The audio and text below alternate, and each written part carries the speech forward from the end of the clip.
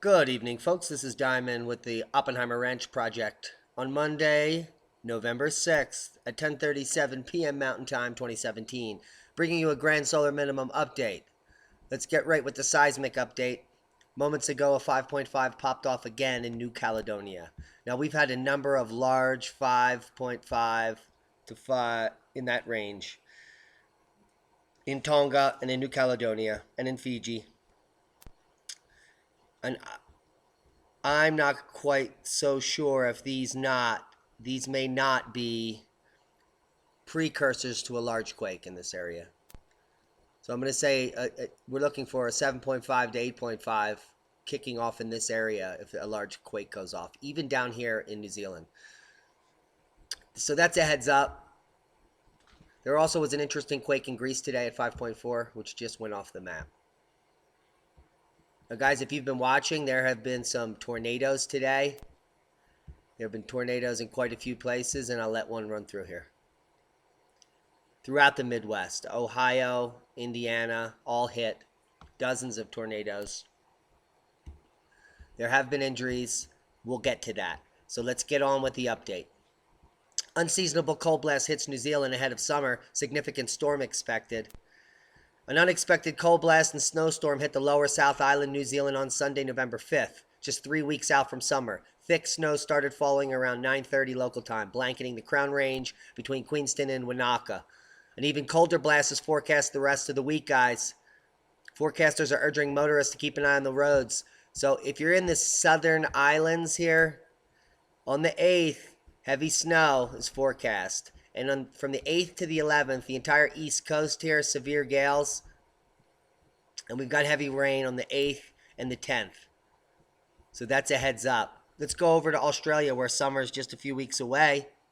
Violent thunderstorms, golf ball size hail hits New South Wales, causing widespread damage. Violent thunderstorms swept through parts of New South Wales, Australia on the 5th and 6th, producing strong winds, large hail, heavy rain, high elevation snow. The storms caused widespread damage and sent 2 people to the hospital.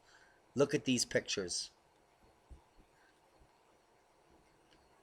I'll let you soak it in. Now, guys, the locals are saying it's a winter wonderland in Perisher. They can't believe how much snow has fallen this time of year. It's amazing. Additionally, others say that it's the largest hail they've seen in 30 years. A local berry farmer. I could hear the roof tiles breaking with the force of the winds and the size of the hail. I've never seen anything like it, Stephen Butcher from Tregeagle said. Another Tregeagle resident said it was the most severe hail he had seen in 30 years of growing berries in the area. So that means crop losses. If those berries are flowering, look out. Sunday's skiff of snow was enough to count as the second earliest snow in Seattle history. Boom! Global warming much, Seattle? West will get 1 to 3 feet of snow in the next 10 days. Let me show you how much global warming is forecast. First, this is Kicking Horse Mountain, British Columbia. 43 inches of snow. That's 43 inches of gold, white, global warming. What a storm. Next 2 days, look at Colorado. This is where I am. We're supposed to get buried. That's the 18 to 20 inch range. That's the 6th to the 8th. Now moving on to the 9th to the 11th, the Sierras are going to start to get buried with up to 12 to 14 inches here. The Bitterroots south and west dump. And then check out the 12th to the 14th. You guys are going to be buried in 3 feet. Oy! And that is what the grand solar minimum looks like. Moving on to volcanoes today, November 7th. Reventador, Sinabung, Sakurajima, Bangana, new one to the list, and Aoba, all erupting. I'll leave you links. Let's get to the hurricanes. Galleon, Ohio. Tornado runs through town. There's video. NWS confirms 2 tornadoes touched down in Mercer County, another confirmed in Clark. Look at that Dollar General. They're not going to be selling any carcinogenic products in there today. We talked about this guy. He looks great. Look at that tie. That's a wonderful tie. Good choice. Officials, possible tornadoes injure 8 in small Ohio City. 8 injuries. At least 8 people have been injured after a possible tornado hit a small city in Ohio. Mercer County officials say 6 people were hurt when a restaurant in Sulina was damaged during Sunday's storm. 1 person was injured in another business, and 1 was hurt in a car crash after a utility pole fell. The injuries aren't life-threatening, thankfully. Knock on tie. That guy's tie was fantastic. National Weather Service confirms at least 2 tornadoes hit central Indiana on Sunday. And I saw another article where some fantastic basketball court was damaged. Check out this. The National Weather Service confirmed these tornadoes. 1 EF1 in Muncie, 1 EF1 in Springville, 1 EF2 in Delaware J County, 3 tornadoes, 1 EFO, and 2 AF1s in Salem. Whew. Get out of Dodge. If you live in Indiana in any of these areas, it's probably a good idea if you could move to do so soon. The weather blog. This is coming from Sandusky, Ohio. There's the touchdown point. In a stormy survey Monday, meteorologists with the National Weather Service in Cleveland confirmed reports of a tornado damage across Sandusky. So, there's another tornado.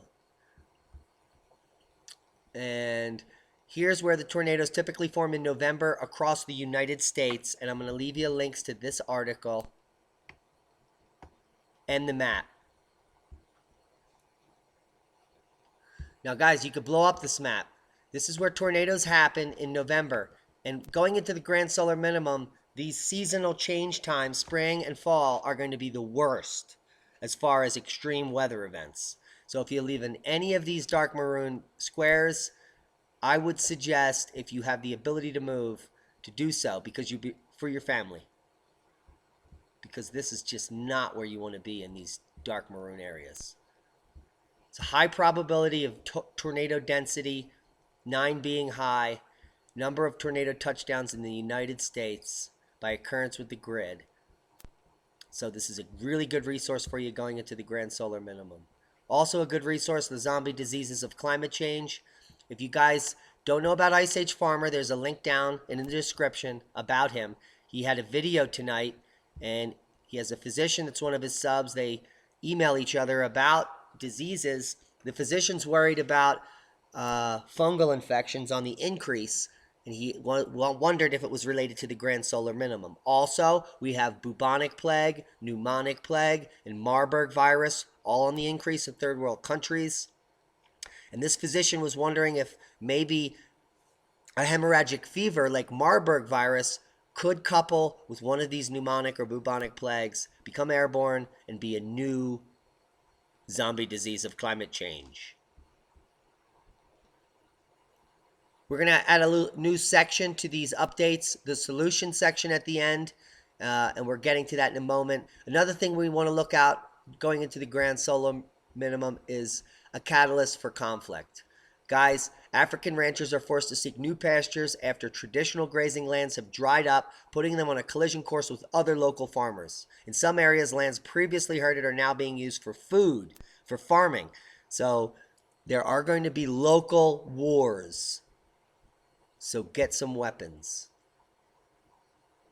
Now, getting to the solution section of the Grand Solar Minimum Update, Japan's earthquake-resistant dome houses. Now what you're looking at is a resort near a very active seismic zone where there's often large earthquakes.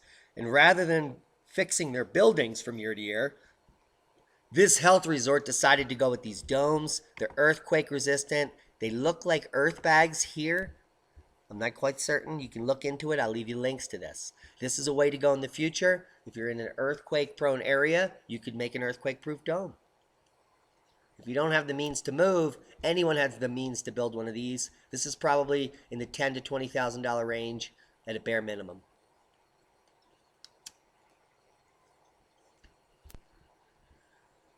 Solution section, Sahara Forest Project in Jordan, high-tech farming to protect crops against climate change in Jordan. Now, guys, they're not talking about global warming out here because they wouldn't be putting stuff in a greenhouse in Jordan. I don't know if you know, but that's in a desert. So what this is to protect is the extreme weather swings during grand solar minimums and massive hail that can damage these tender little shoots. So moving into the grand solar minimum, if you don't have a rigid greenhouse, you don't have food. So if you're growing, you either need to be growing indoors with supplemental lighting or in a rigid greenhouse. I suggest modern polycarbonate. The brand that I'm using is Solex because it has the highest R value for insulation. It's also rated to 4-inch hail and 150-mile-an-hour winds. So do your homework and build a rigid greenhouse for your security for your family. Ice Age Farmer has lots of videos on indoor farming. And I will be covering aquaculture, permaculture, aquaponics in future videos because we're incorporating all these design models into our rigid greenhouses, which are also geothermal. They store heat in the ground. Guys, check out my videos. One other map that's nice coming out from scientists. They identify hotspots of coastal risks in Latin America and the Caribbean. This is all for Central and South America, and this map will help you decide if you're deciding to move to the tropics where the safest place to move are. Let me give you a quick rundown on the legend. The size of these circles determines the population density. The larger circles, the bigger population. Small circle, small population. The colors, the danger zone, 5.0, the maroon being the worst. And so this is the worst danger zone in the biggest population. Do you think you should move there? Probably not. So I would be looking for some small green circles and a little inland from the shore for tsunami protection. That's a heads up. I'll leave you links to this article. 500,000 people in Latin America and the Caribbean are at risk from coastal hazards, according to a new study by researchers at the UC Santa Cruz and the University of Cantabria, Spain. The catastrophic 2017 hurricane season provided ample demonstrations of the vulnerability of populations and infrastructure in coastal areas to natural disasters. Whew, that's a lot of words. A new study by scientists at UC Santa Cruz and the University of Cantabria, Spain, identifies these hotspots of coastal risks throughout Latin America and the Caribbean. That's a heads up. And we'll finish on global warming nonsense. This comes from Green Car Reports. Climate change, all man-made, says actual scientists. Now, these are the most embarrassing actual scientists that ever existed if they said climate change is all man-made, because that's absolutely ludicrous. Now, let me give you the greater points of this article. The EPA issued its 4-year plan in mid-October. The Trump administration thinks that global warming is a hoax because it is. And on Friday, a broad team of climate scientists released the 4th National Climate Assessment, which I did a video on, and I'll leave you links to it. And it clearly, bluntly underscores the scientific consensus. No, it does not. It clearly lies about the scientific consensus that humans have caused that change. No, we haven't. Their conclusion of the IPCC is it is extremely likely that human influence has been dominant cause of the observed warming since the mid-20th century. For the last century, listen to this, folks. For the warming over the last century, there is no convincing alternative explanation supported by the extent of the observational evidence.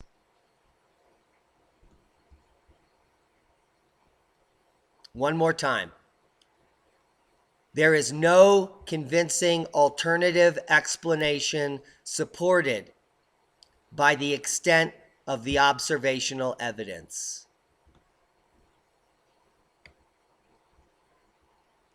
Apparently, no one has seen this graph.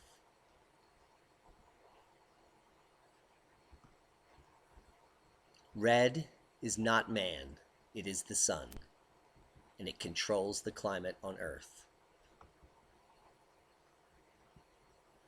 Please subscribe to our channel if you haven't. Share this with like-minded people. If you can't see another explanation other than man for something that could potentially affect the temperature on the earth, then you haven't been watching this channel. Be safe, everyone.